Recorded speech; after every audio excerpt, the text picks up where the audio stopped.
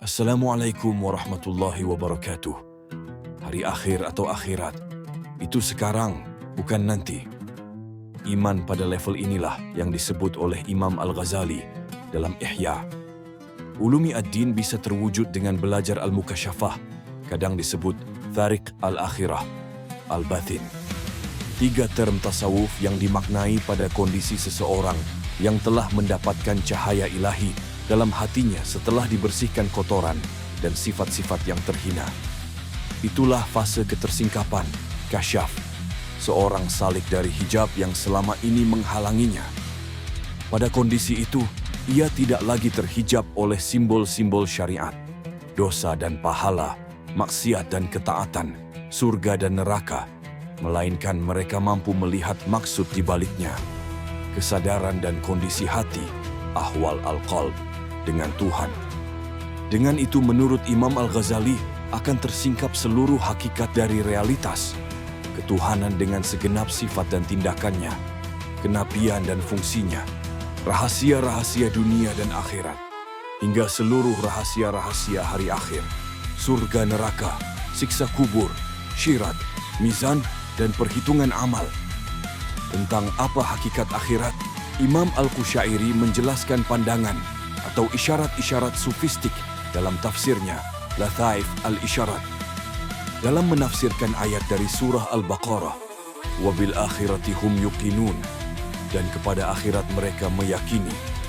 Imam Al-Qushairi menyebut alasan mengapa mereka meyakini akhirat adalah karena mereka menyaksikan langsung perkara gaib tersebut.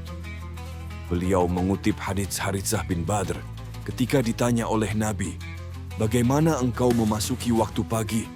Ia menjawab, "Aku masuk waktu pagi dengan sebenar-benarnya iman kepada Allah Subhanahu wa Ta'ala, seolah aku melihat dengan para penduduk surga mereka saling mengunjungi. Aku melihat dengan para penduduk neraka, mereka saling berteriak. Aku melihat dengan arsy Tuhanku tampak secara jelas." Lalu Rasulullah menjawab, "Engkau benar, menetaplah pada iman itu." Dalam ayat yang lain yang berbicara surga, "Dan berilah kabar gembira pada orang-orang yang beriman dan beramal saleh, bahwa mereka akan mendapatkan surga yang di bawahnya mengalir sungai-sungai." Surah Al-Baqarah 25. Imam Al-Qushairi menafsirkan ada 2 macam surga yang dibuat berita gembira oleh ayat ini. Yang pertama kita tidak akan bahas, namun surga macam kedua yang akan kita bahas berbeda dari pemahaman yang pertama, yakni surga yang disegerakan, muajjalah, oleh Allah Subhanahu wa Ta'ala di dunia, tetapi hanya dapat dirasakan oleh orang-orang khusus, yakni surga yang kenikmatannya dalam tuturan Imam Al-Qushairi adalah surga kedekatan, Jinan Al-Qurbah, Riyad Az-Zulfah, surga hakikat-hakikat wusul, Haqaiq Al-Wishal, surga tersingkapnya rahasia-rahasia Nuzat Al-Asrar, Kashif Al-Ghita an As-Sarair, Kasif Jamalihi wa Jalalihi. Dengan bahasa lain, kenikmatan dalam surga tersebut bukan kenikmatan material yang masih dibayang-bayangi kelak, melainkan kenikmatan-kenikmatan spiritual yang dirasakan seorang salik selama mereka beribadah, walaupun itu di dunia.